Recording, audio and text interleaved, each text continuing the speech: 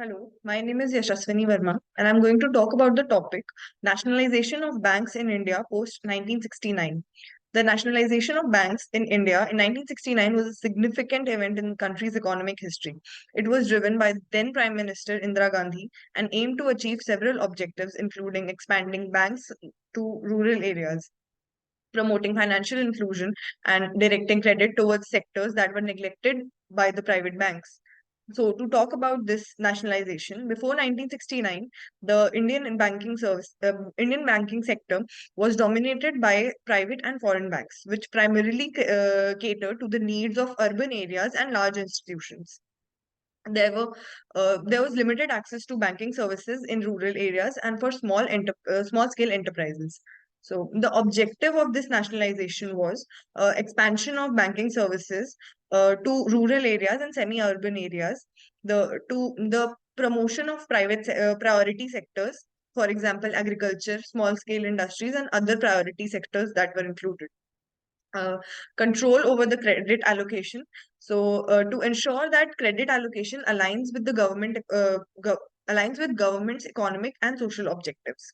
Another objective of this nationalization was reduction of regional disparities to address the imbalance in banking sector between urban and rural areas and different regions of the country.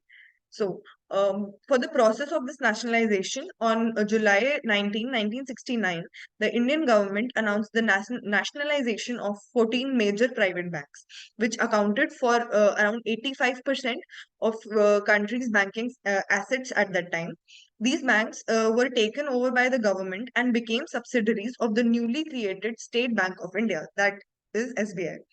The impact of this nationalization was expansion of branch network. That is, nationalized banks significantly expanded their branch network, especially in rural and semi-urban areas, leading to improved access to banking services for millions of people. Credit allocation. Nationalized banks were directed to prioritize lending to agriculture, small-scale industries, and other priority sectors, which contributed to the growth of these sectors. Financial inclusion. The nationalization of banks played a crucial role in promoting financial inclusion by bringing banking services to previously underserved population. Government control. The nationalization gave the government significant control over the banking sector, enabling it to influence credit policies and allocation of services. The subsequent developments that were carried forward because of this nationalization were that in 1980, the Indian government undertook a second round of nationalization, bringing six more banks under the state ownership. Further, that further strengthened the government's control over the banking sector. Uh, Also, there was some criticism and debate on this nationalization.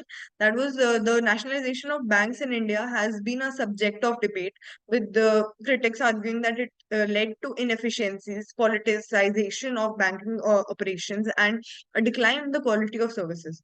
However, there were in the point that supporters saying that to promote it was beneficial to promote financial inclusion and also support economic development and reducing regional disparities.